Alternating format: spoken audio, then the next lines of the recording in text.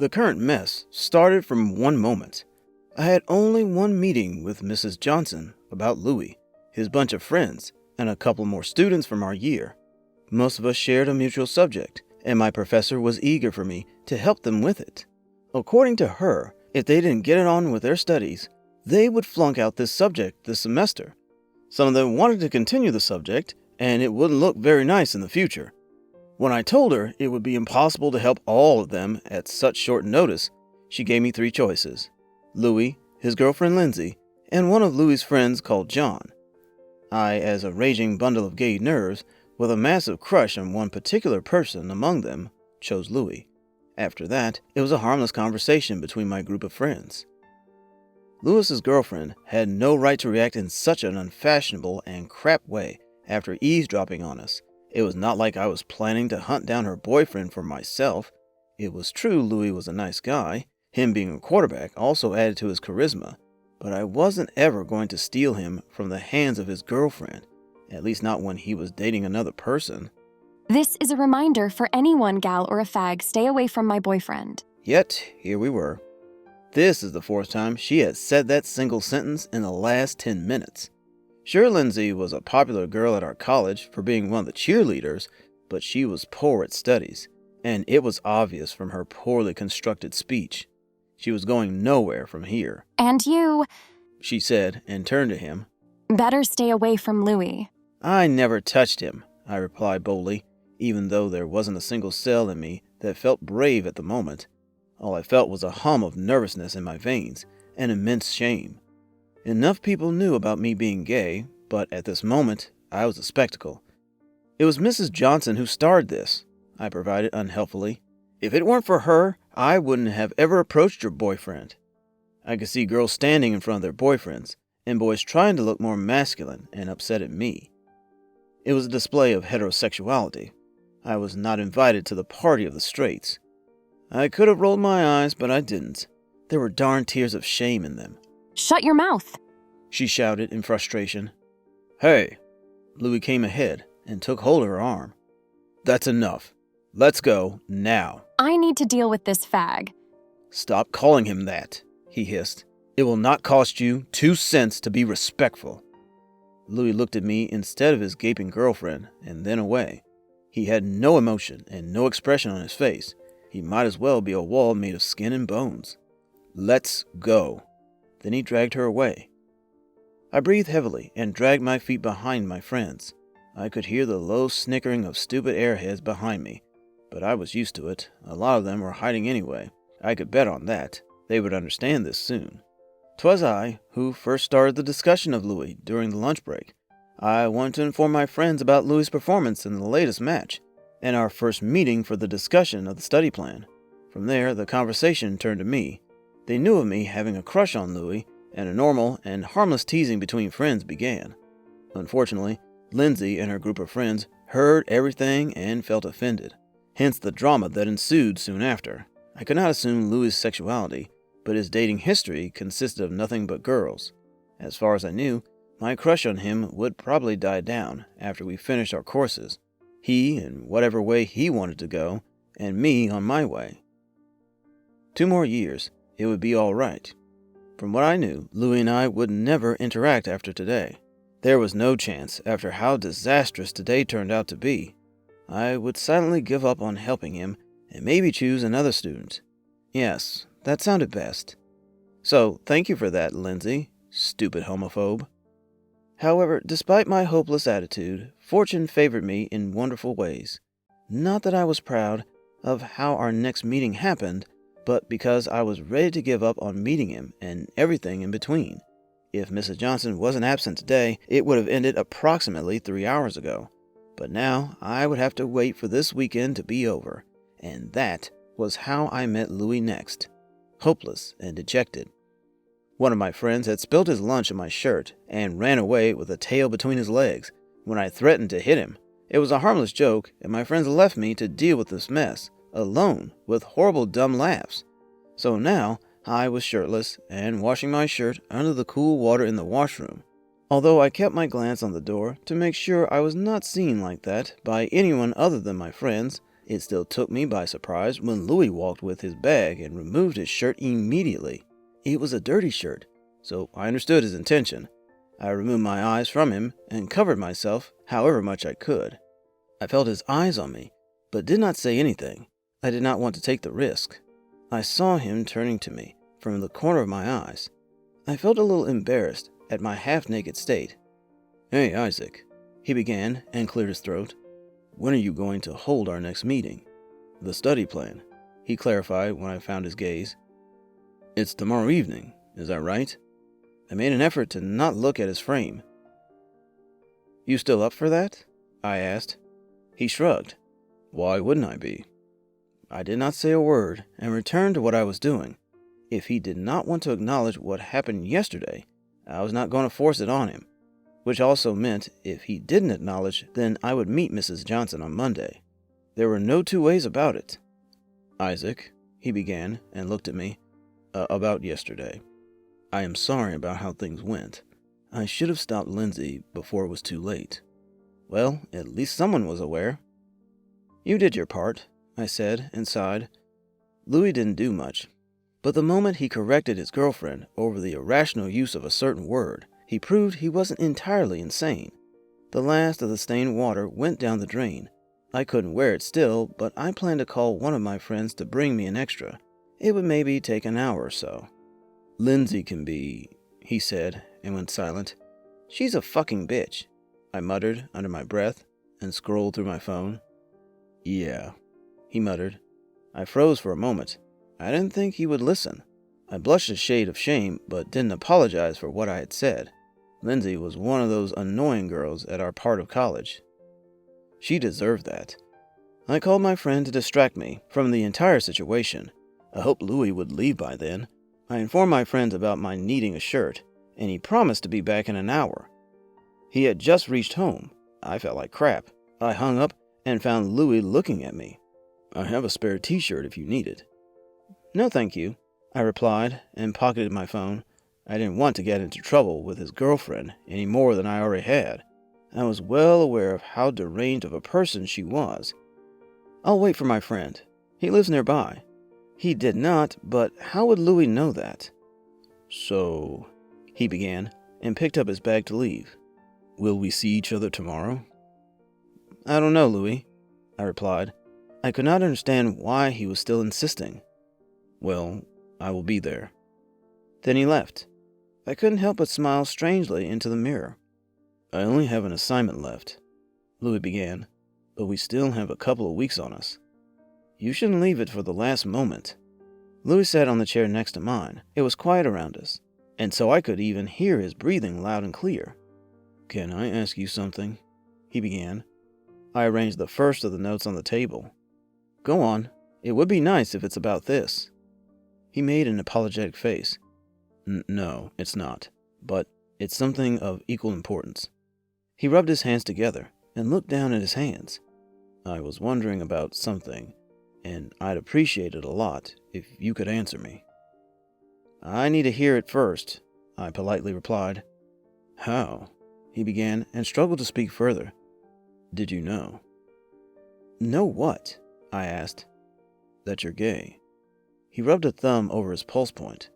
"You don't have to answer if you don't want to, of course. It's just something I couldn't stop thinking about." That was an easy question. Several people had wondered about that. Quite a few even approached me. "I just did," I said, and I knew the answer wasn't very unhelpful. When my friends talked about girls, I couldn't feel the same. I struggled to imagine what they could vividly think and feel. I waved my arms around. It was easy with men, however. I could imagine kissing them without feeling uncomfortable. Although I haven't been feeling like that for the longest time, it was only during high school that I accepted it as a part of me. I looked at him with a smile. "I managed to date the hottest guy at school. He was a player like yourself." "Wow," he said, and huffed out a laugh. "So you just know, huh?" "Yeah," I answered, and went back to the notes. The timing of this conversation was weird. It was only yesterday that his girlfriend had humiliated me in front of a crowd. "Okay," he said, and cleared his throat. Before we return to the studies, which you want more than me, I want to tell you that Lindsay is sorry for what she did yesterday. She told me this morning she was guilty." "She should tell that to me," I muttered. Before it could get any awkward, I slid his pair of notes to his side. "We are discussing that topic today," and I pointed to the one. The apology notes started almost a week after the entire drama. There were little post-it notes neatly folded, either left in one of my books or sometimes dropped into my bag. The words were simple, and the handwriting was very familiar. Even though Louie never left a name, I knew they were from him. At first, I was shocked at the suddenness of it. Louie had already apologized several times about the incident, and I long forgave him for that. None of it was my mistake. My friends and I were having an intimate conversation at the wrong time and the wrong place. That did not mean Lindsay had the right to be nasty about it, but it was said and done. Nothing could have been undone now. Yet the apology notes continued. The funniest part of it was that Louie did not look like he was putting an effort into being subtle. I'd find one of the notes after our study session. Sometimes my friends would pass me those. Even though the entire thing was weird, I couldn't help but think it was sweet of Louie. Not only was he apologetic about that day, but he also seemed sensitive. Against everything logical, I decided to keep each of them in my secret box at home. If time would allow me, I would have the courage to talk to Louie about it. As the notes continued, so did our study session. Louie rarely missed a session, unless it was necessary or he had another of his sports practices. During those days, I'd stupidly sit in the school stadium and watch him practice. If Lindsay was there, I'd leave without a word. I did not want trouble from that woman. Thank you very much. But the notes and the study sessions continued. Certain rumors started circulating on the campus. They concerned Louie and Lindsay. Things between them weren't great since the stunt she pulled on me some time ago. Some people had seen them arguing and fighting several times. Words travel fast on our campus. It didn't take too long before a video started circulating of them fighting. Someone had posted it around midnight on Saturday and deleted it several hours later, but the damage had been done by then. Everyone knew Louie and Lindsay were not going to stay together for a long time. Unfortunately, my friends egged me on to take this as a potential opportunity to date Louie. Their fighting, besides the gay conversation Louie and I had the next day, meant something to them, so their words stayed at the back of my mind. All of them started spilling out of my mouth at the next study session. Of course I'm upset at her for what she did that day, but that doesn't mean we are going to break up anytime soon, he said and scribbled over the notes. No, I replied, a little embarrassed now. I did not mean it that way. It's just rumors around the campus. All they do is talk anyway, he said and looked at me. Yeah, that's true. He shrugged. A lot of them want us to separate anyway. Would you believe I still receive love notes even though I am currently in a relationship? He laughed and showed me the last one. It was written with sparkles, and although I loved and lived for sparkles, that was a little too much for me. It's cute though. I'll keep it. You keep these? I asked, a little baffled by his behavior. How could he be weirded about receiving love notes and still being respectful enough to not throw them away? Well, there's someone's sentiments. He put it in his book. Have you ever sent me one? I swallowed and colored a shade of red. I had done that several times, but I was not going to accept that to his face. It would be embarrassing. No, I laughed. Why would I? He looked at me with a smile. You having a crush on me at all? Yeah, I said and cleared my throat. I couldn't deny the truth, even if it meant I would feel more embarrassed on the admission. It was a sorry thing that it was revealed in the way that it did. Now, I have prepared a bunch of questions for you. I slid the paper to his side. I got approval for these from Mrs. Johnson, so you can rest assured that these are part of the syllabus. You will have an hour to answer these, and then we can both go home. He nodded and checked the question once. Will you tell her about how I performed? I nodded. I have to. Exams are on the way. He sighed. I like it though, he said some 10 minutes later. He did not stop working on his question, and did not look up to see if I was listening. I like that you have a crush on me. It's very flattering." I could do nothing but redden further. The apology notes stopped soon after that session. Although I was disappointed, I could not do anything but anticipate they would return soon. A couple of days passed, and I did not receive any. During those few days, my routine was very simple. I would check my books and my bag after every study session with Louie. If I did not find anything, I would ask my friends. They would tease and grin at me, but eventually reply that they did not have any either. As days passed and nothing came, I stopped checking so thoroughly. I did not stop hoping, however, but the notes did stop. During a session a few days after the crush conversation, Louie asked if I would be present at the game. I asked him when it was going to be held. He replied on the next Wednesday after 2 p.m. The timing was horrible, but I promised I would be there. He gave me his best smile and returned to his studies.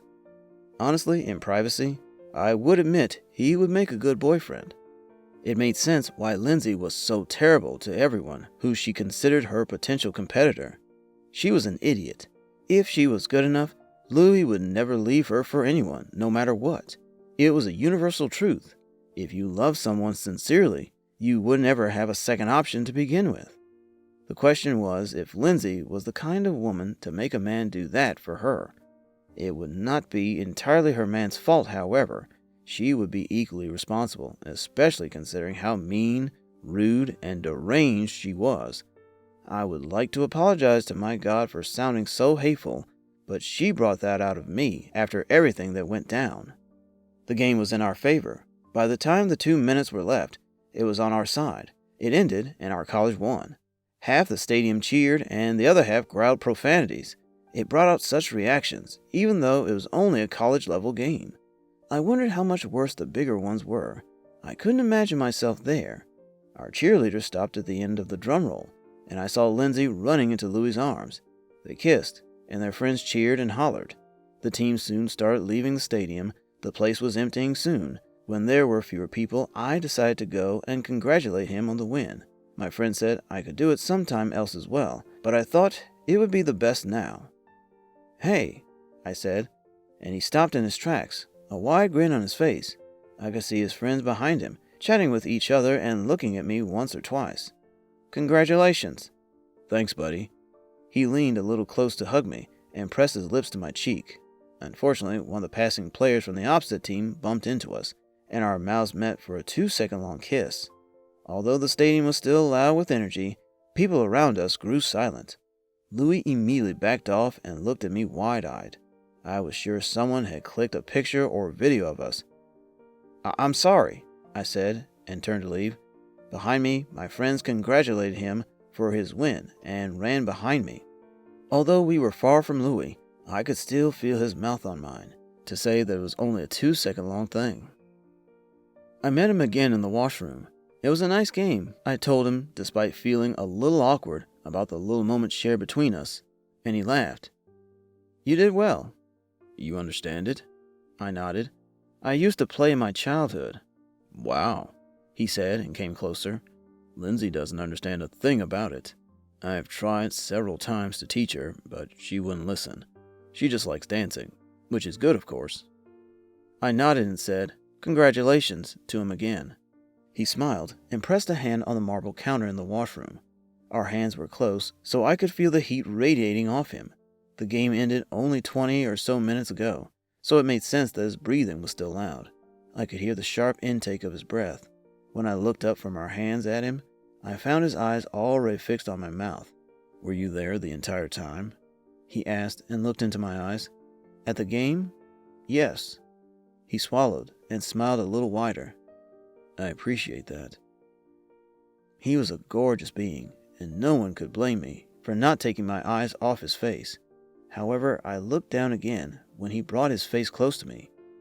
"One more month and exams will be here," I began, and I had zero idea why I was talking about this of all things. But I was nervous. This closeness between us was doing things to me, things that I was sure I promised I would never allow myself to feel. So I may not be able to give you as much time. I have to focus on my preparation, and I'm pretty sure I have yet to cover a couple of chapters for my math. They're horrible, but what else can be done anyway? As I was blubbering out a bunch of nonsense, Louie dipped his head low and pressed his mouth to mine. For a moment I could do nothing but stay still. He was closer now, but his hands were still not anywhere on my body. He swallowed and pulled his face away to look into my eyes again. "Was that all right?" he asked softly. "You tell me that," I challenged instead. I knew of my crush on him. Heck, thanks to Lindsay, nearly everyone at college knew about that. So asking me if it felt good about being kissed by my crush was asking a hungry babe if it liked it when his mom fed it milk. "It felt nice," he admitted innocently. There were no other thoughts in his head at that moment. That much was clear to me. He couldn't imagine thinking of any other thing when he felt nice kissing another boy. His girlfriend was just another person whose presence he probably felt at the back of his mind. But for now, this kiss felt nice to him. I did not say anything, and I did not move my eyes from him. I did not even move, in fear that he would get scared or feel panicked after making such a bold move. Without taking his eyes off me, he leaned in again to kiss me. This time, the kiss lasted longer, and it was much more passionate. So passionate that when he shoved me against the counter, a sound escaped my mouth, and he stumbled back in fear. He was scared.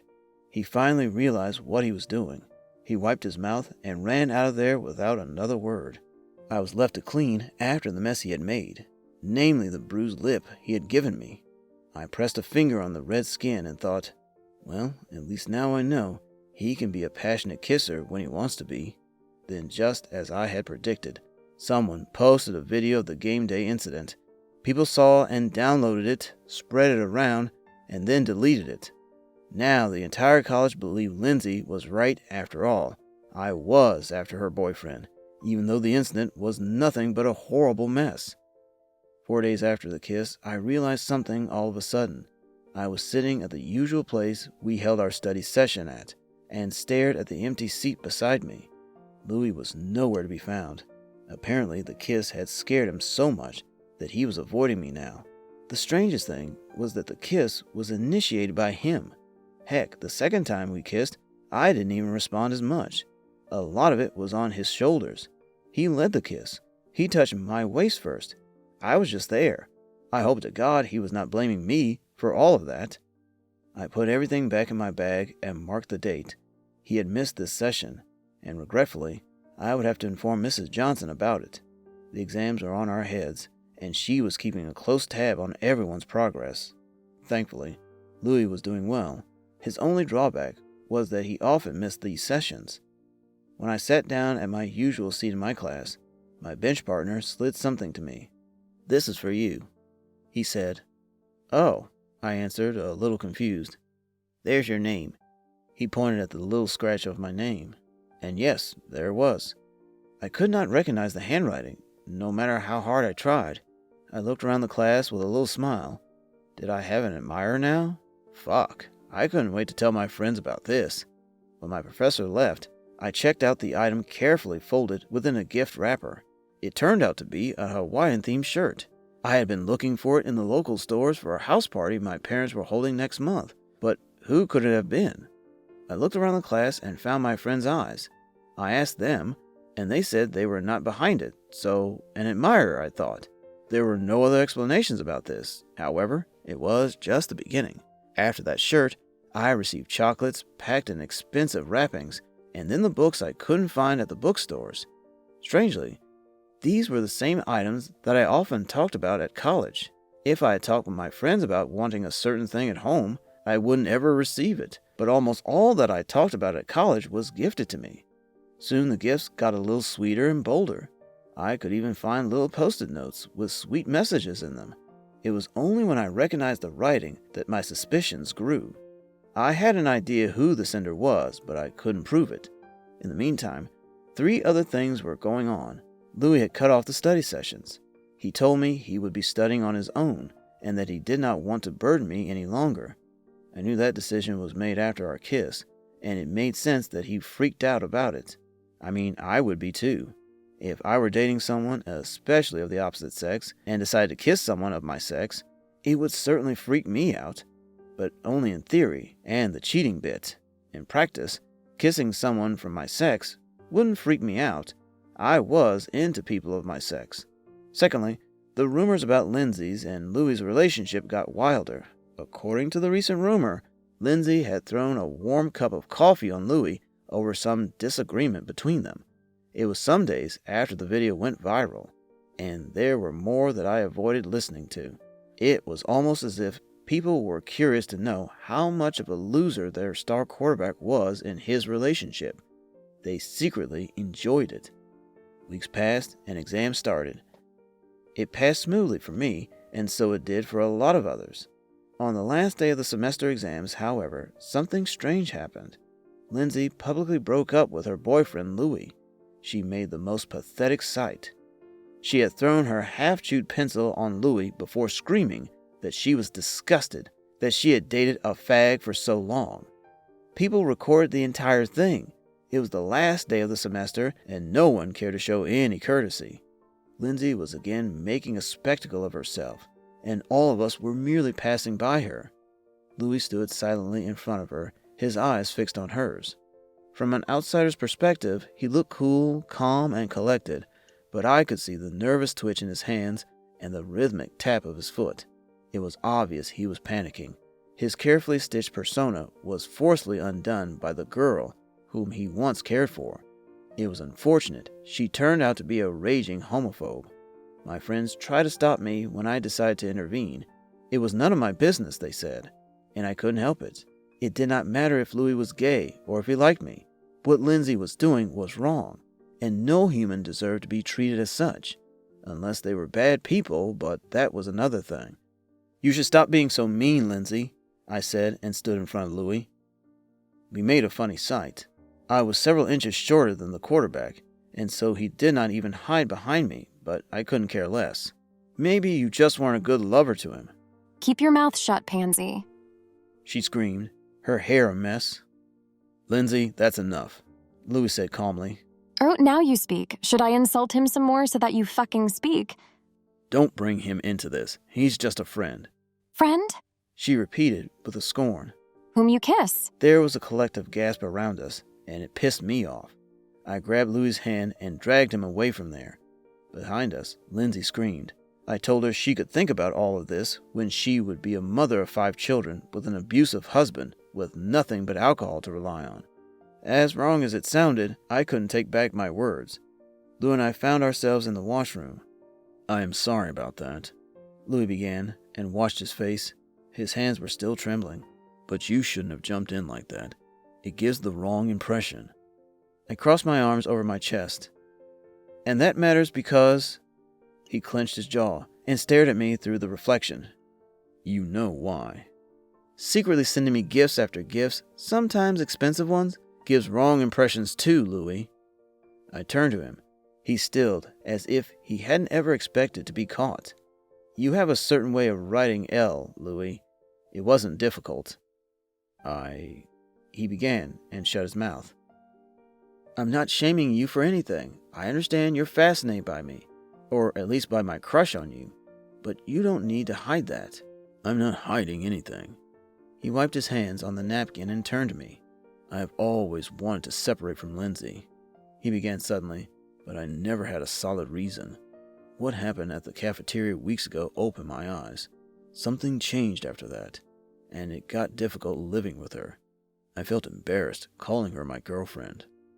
I swallowed, but didn't say a word. "And yes, maybe you can say I am quite fascinated by you." He sucked on his bottom lip. "The thought that you think the same way as Lindsay does about me does not disgust me as I initially thought it would." I breathed heavily. "What does it do then?" He swallowed. "It makes me happy," he confessed. "I get distracted. I lose my senses. I lose my concentration, my focus, everything. And I just can't stop thinking about it. About you."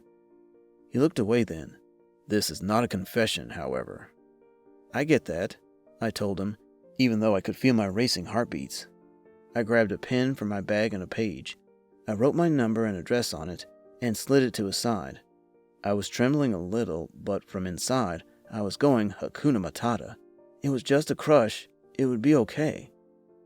"Here," I said.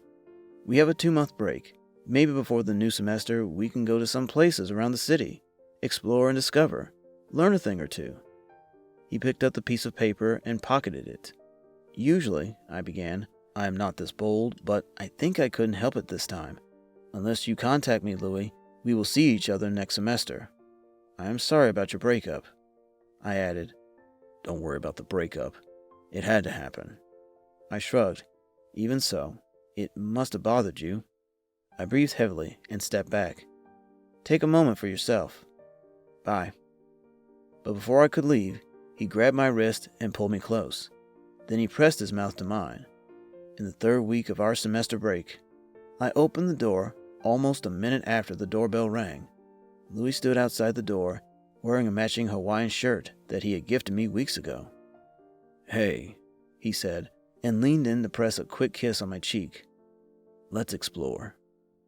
Louie and I officially started dating in the next semester break. He took his time in getting over Lindsay, and I helped him through it. Fortunately for us, Lindsay did not pose as much problem to us as we expected. She remained the cheerleader, but flunked out in 2 subjects. I was almost always present at Louie's game after we started dating. However, no one knew of our relationship except my group of friends. Louie's not ready to come out, and I wasn't going to force him. How are we really supposed to deal with raging homophobes like Lindsay? Can there ever be a correct way, ever? Thanks for watching. Consider subscribing to become a part of our Rainbow Force and stay wholesome.